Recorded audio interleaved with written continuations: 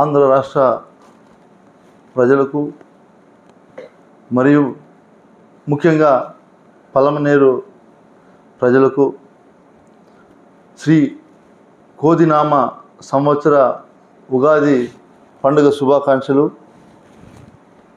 అందరూ కూడా ఆరోగ్యంగా ఆ భగవంతుడు అష్ట ఐశ్వర్యాలను ప్రసాదించాలని ఆ దేవుని నేను ప్రార్థిస్తున్నాను.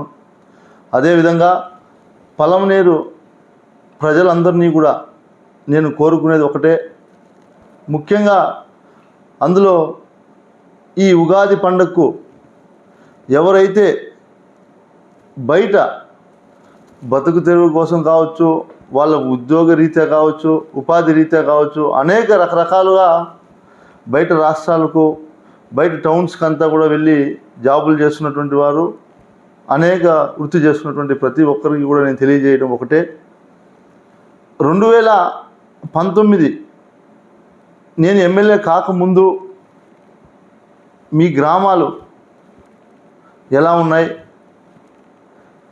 జగన్మోహన్ రెడ్డి గారు ముఖ్యమంత్రి అయిన తర్వాత మీ గ్రామాల్లో ఎలాంటి మార్పు తీసుకొచ్చాను మీరు అందరూ కూడా గమనించాల్సిందిగా ప్రతి ఒక్కరిని కోరుకుంటా ఉన్నా. ఎందుకు ఈ మాట చెప్తున్నానంటే, ఈరోజు ఉగాది పండుగ ప్రతి ఒక్కరూ కూడా మీ సొంత గ్రామాలకు ఖచ్చితంగా వచ్చి పెద్దలకు కంపల్సరీ బట్టలు పెట్టే కార్యక్రమాన్ని చేస్తారు. కాబట్టి నేను అందరికీ కూడా సోదరీమణులందరికీ కూడా తెలియజేస్తూ ఉన్నా, ప్రత్యేకంగా మీరు గమనించండి. 2019కి ముందు మీ గ్రామాల్లో అభివృద్ధి ఎలా ఉండింది, నేను ఎమ్మెల్యే అయిన తర్వాత రోడ్లు కావచ్చు, ప్రభుత్వ భవనాలు సచివాలయాలు కావచ్చు, అనేక అభివృద్ధి. అదే రకంగా ముఖ్యంగా మీరు గమనిస్తే ఈ 5 సంవత్సరాల్లో మీ ఇంట్లో ముసలి వాళ్ళు ఎవరైనా 60 సంవత్సరాలు దాటినటువంటి వాళ్ళు ఎవరైనా ఉంటే జగన్మోహన్ రెడ్డి గారు పెన్షన్ ఏ విధంగా మీ అవ్వాతాతకు అందించారు అని కూడా మీరు అడిగి తెలుసుకోండి. మీరు అన్నీ కూడా గమనించి ఎవరు ఈ నియోజకవర్గానికి అభివృద్ధి కోసం ఎక్కువ కృషి చేశారు అని మీరు గమనించి రాబోయే నెల 13వ తేదీ ఎన్నికలు ఉన్నాయి. మీరందరూ కూడా తప్పకుండా ఇప్పటికే దాదాపు ఈ నియోజకవర్గంలో రోడ్లు లేని ఊర్లకు అన్నిటికీ కూడా 70% రోడ్లు పూర్తి పని చేశాం. ఇంకా కొన్ని గ్రామాలకు రోడ్లు వేయాల్సినటువంటి అవసరం ఉంది. ఖచ్చితంగా రాబోయే రోజుల్లో వాటిని అన్నిటినీ కూడా నేను పూర్తి చేస్తా, నన్ను నమ్మండి. ఎందుకంటే నేను శాసనసభ్యుడు కాకముందు అంతకుముందు ఎంతోమంది శాసనసభ్యులు ఉన్నారు, ఎవరు చేయలేనటువంటి అభివృద్ధి నేను మీకు చేసి మీ కళ్ళ ముందు చూపిస్తున్నాను. మీరు మీ గ్రామాల్లో మీరు ఖచ్చితంగా నా కోసం ఒక 5 నిమిషాలు కేటాయించి ఎమ్మెల్యే గారు చెప్పింది వాస్తవమా కాదా అని కూడా పరిశీలించాల్సిన కూడా మిమ్మల్ని కోరుకుంటా ఉన్నా.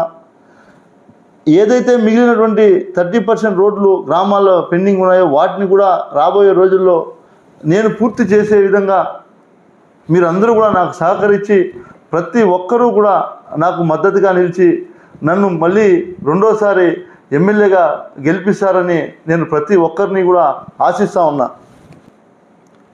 మన రాష్ట్రంలో మే 13వ తేదీ జరగబోయే ఎన్నికల్లో ఫ్యాన్ గుర్తుకు ఓటేసి నేను ప్రజాసేవ చేసుకునేదానికి మీరందరూ కూడా నన్ను గెలిపించవలసిందిగా మిమ్మల్ని ప్రతి ఒక్కరిని నేను కోరుకుంటా ఉన్నా.